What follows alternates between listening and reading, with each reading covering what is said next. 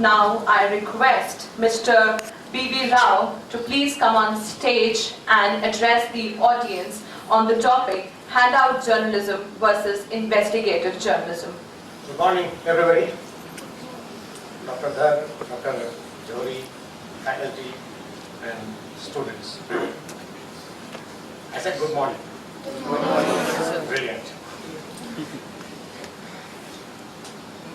The word distinguished has been used so many times in reference to me that I almost fear it.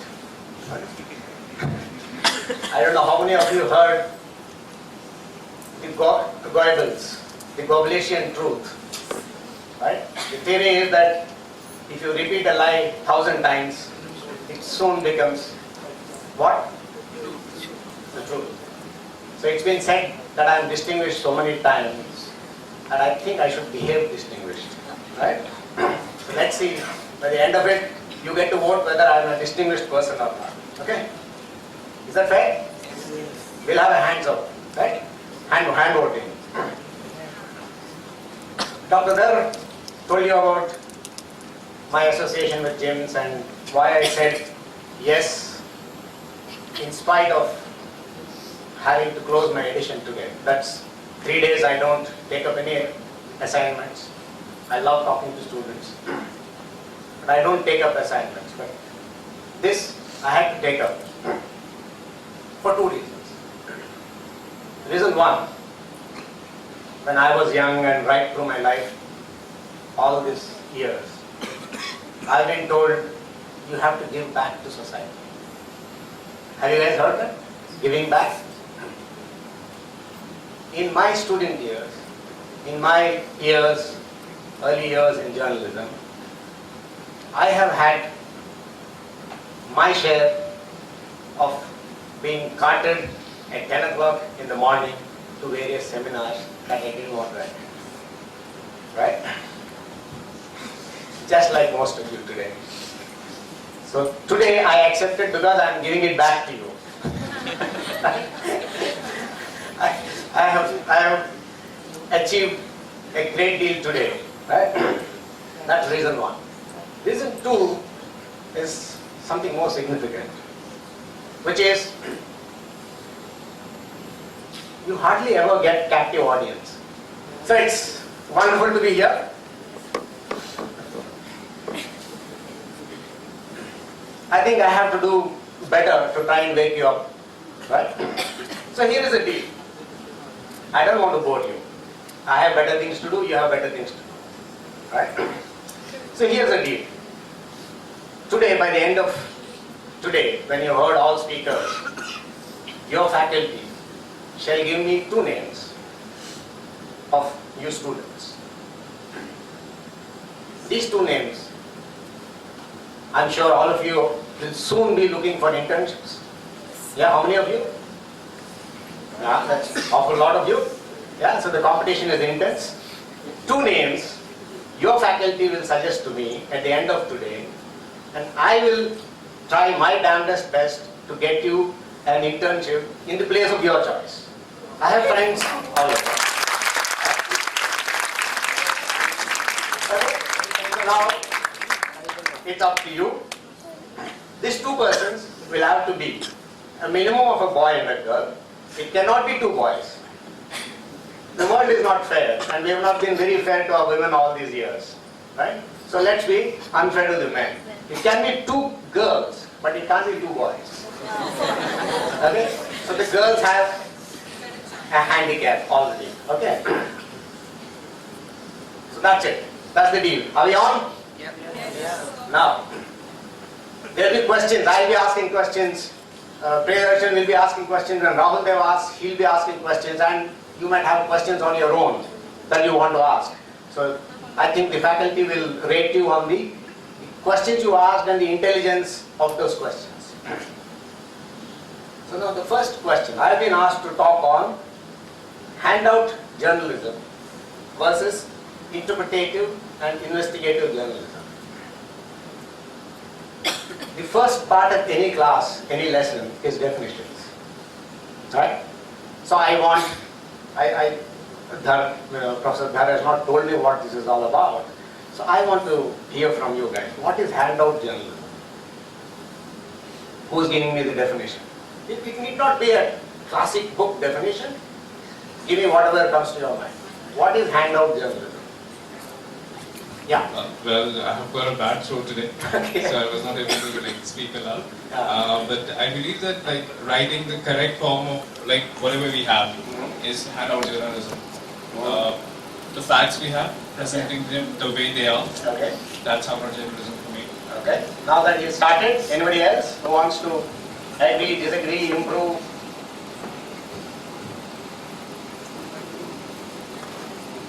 Okay. How many? Who wants to tell me whether it is right?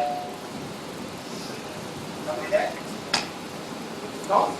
The mic has been given back. What's your name? So how many agree with Sir?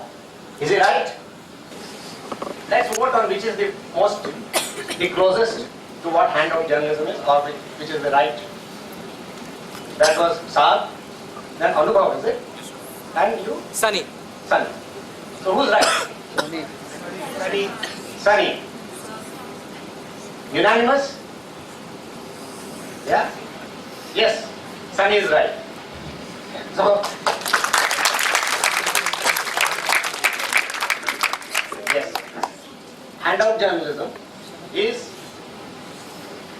unthinking journalism. Journalism that is on default mode. Journalism that doesn't exert itself. Journalism that is lazy. Everything comes to me. I have a newspaper and a magazine and a news channel to run. People know that. They come to me and they give me stuff. This is the scam, this is my press release, this is what it is, blah blah blah blah. Play that out as the news of the day. That is handout journalism. You guys did the best thing. Why I asked is that you have a brilliant example of handout journalism today in the newspapers. I am referring to the Times of India page 1 report. Have you guys seen this? VIPs nominated in acolytes for this year's Padma Awards. The story is about how Lata Mangeshkar gave her sister's name, Sarod Mastro gave his son's names for Padma Bhushan, whole lot of other guys gave whole lot of other names which are completely undeserving.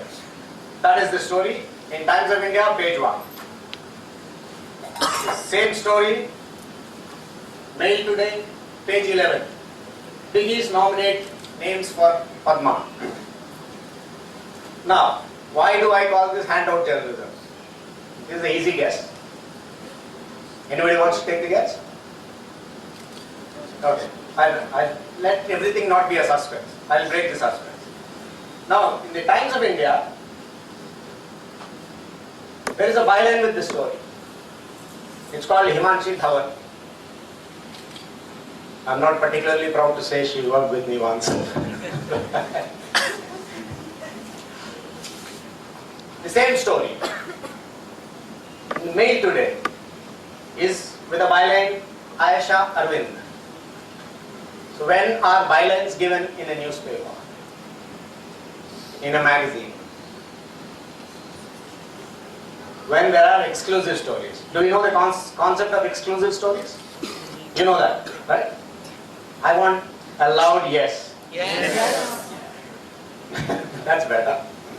So we know what exclusive stories are when bylines are given.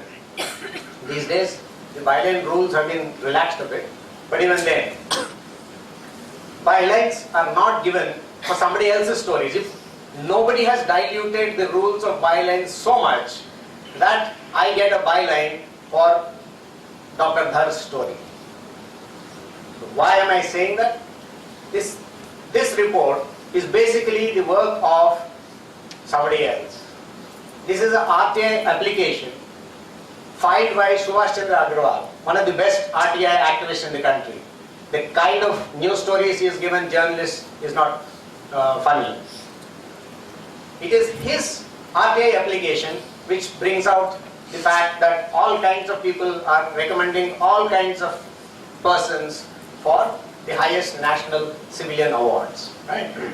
But here you have Times of India, one of the biggest newspapers. They probably call themselves the oldest of India's and the largest world's English newspaper.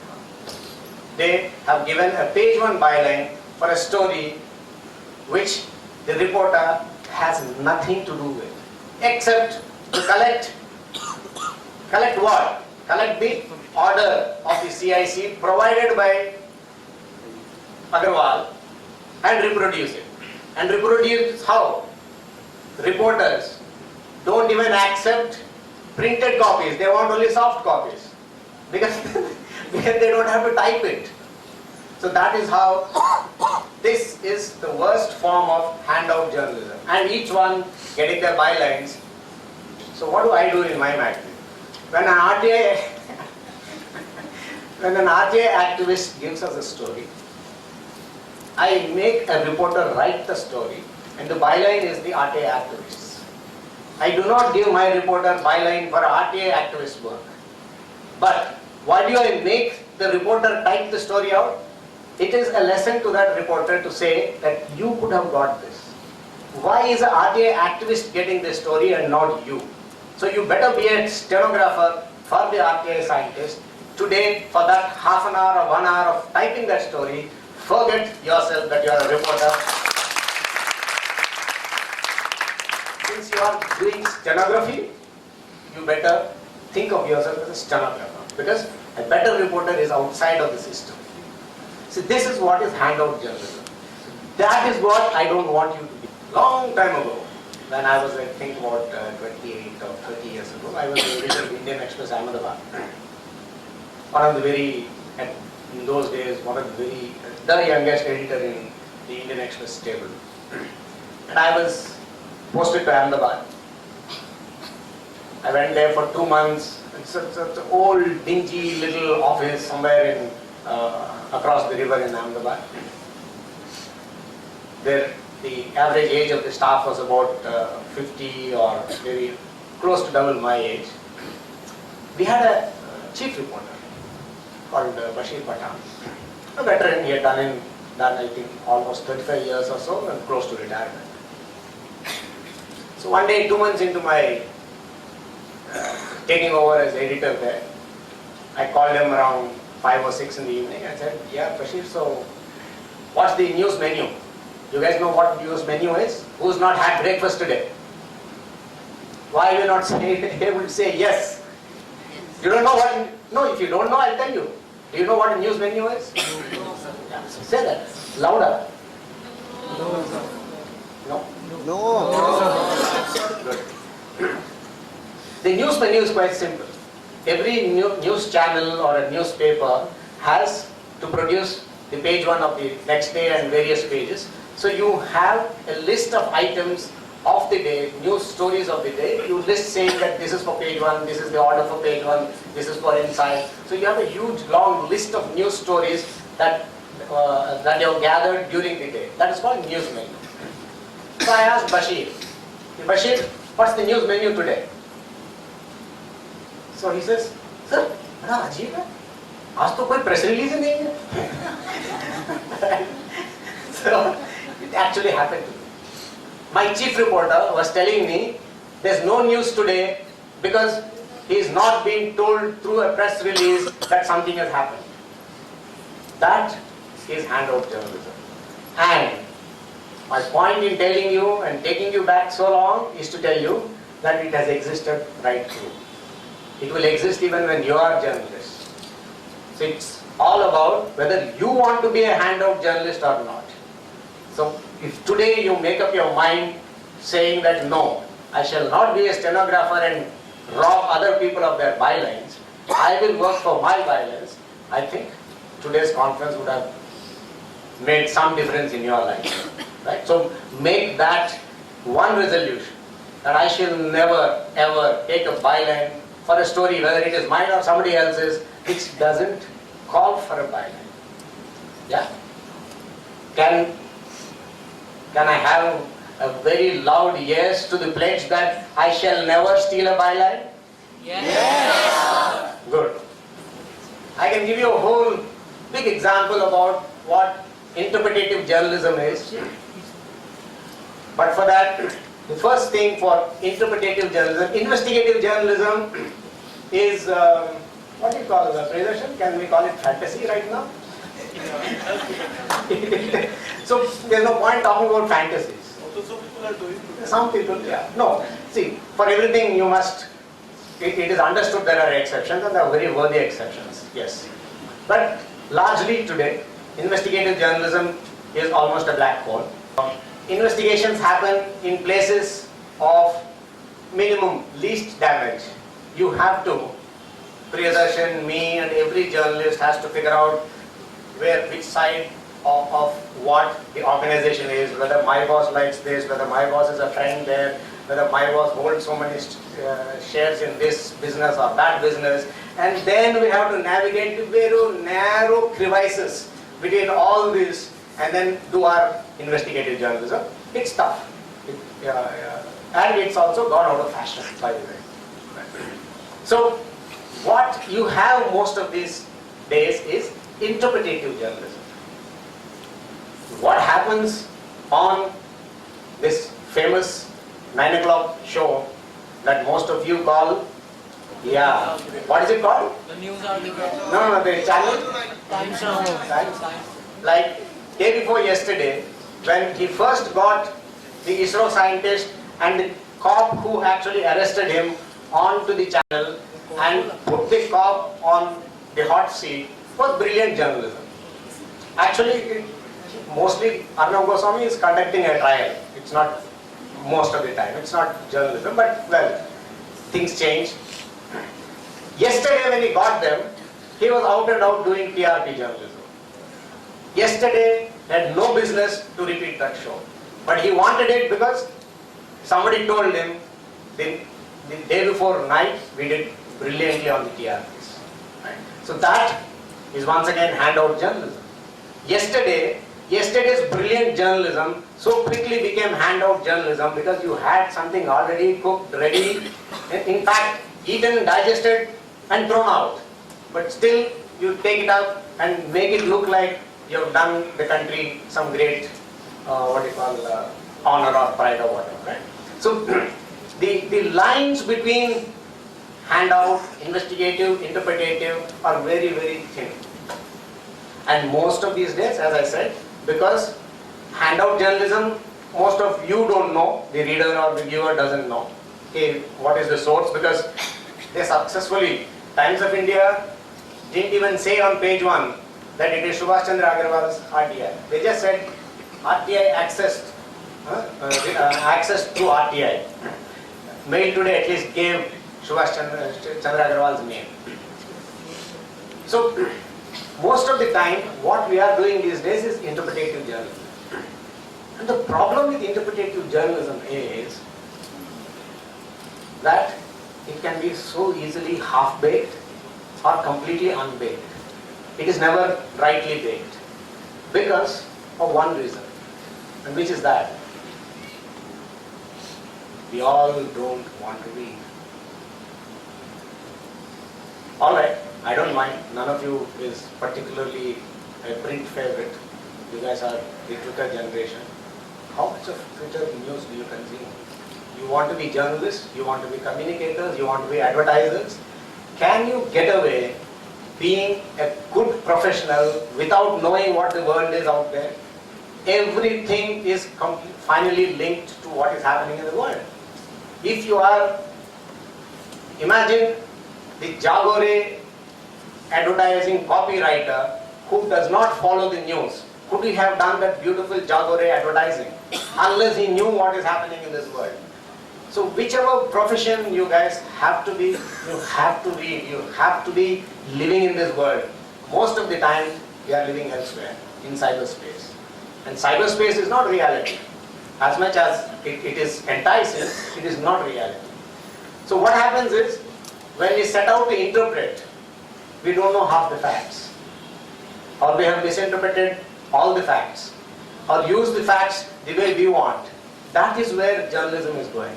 And that is deadly dangerous. But try to stop it, you can't. I I'm working, maybe I should do it as a workshop for you guys later. I'm just actually working on, you guys heard about the spot exchange NSCL scam that's going on? How many from students? No? You can say no very loudly also. No. There is a nearly 6,000 crore scam that's happened in Bombay, something called the spot exchange. Right? It's been going on for 3 years. There's a top level committee of secretaries set up by the Prime Minister to find out why it happened. So that is the story I'm doing. We have a copy of that report. Not many people have. I didn't get it. One of my reporters got it. But the reporter who got it is from Governance Now Hindi. They did a cover story last issue based on that document. And I can tell you, they didn't understand a word of what was there in the document. Why? Because they didn't bother to read beyond the 17 pages of the actual report. The actual story is, when I read it, was in all the annexures. This is a 17-page report, and there are at least about 50 pages of annexures. The full story, where you could interpret and say that it is not one Jignesh Shah who looted this country of 6,000 crore rupees. There were people in the government and in regulatory bodies who knew what he was doing for 3 full years and did not stop. That he could not derive out of it because either he did not read it or he did not understand it. So what did he go with? He went with the same standard. Who looted the 6,000 crore? Well, it's the easiest thing to ask. Right? So interpretative journalism, don't even try to get it. Bad interpretative journalism is worse than handout journalism. So you would rather be handout journalist than interpret based on bad knowledge. So unless you know something fully, don't commit to it or don't stick your neck out. Right? Not in these gatherings I'm not talking about. I'm talking in terms of a printed word or in your journalism career. Be sure that what you are saying is based and backed by facts and at least a substantial amount of reading. If nothing, you can't read any topic to its end. There will be many ways in which it develops. That's fine. But do you know at least the basic facts of it? That is the problem. And interpretative journalism can go completely alright. So that is what I'm saying. The line between the good and the bad is so narrow. Arnav, the same Arnav who can be so effective on one ISRO scandal can be a complete ass just the next day or maybe the next minute. Right? So that is because now he started thinking that he is the news, not the messenger. He is the news. Right? So that is where you guys, while you need to have your idols, you need to have your figures that you will follow and you want to set yourself against, be also careful that the models that you have right now are not the perfect models. Choose what is good in them. There are many others also in the profession right now. Pick what is good from each one of them and try to be all of that. Any one, you will be just as distorted as each one of them is. Right? So with that, I think I'll end my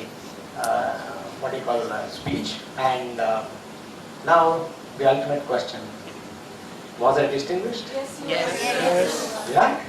Really? I don't see conviction. Yes. Thank you.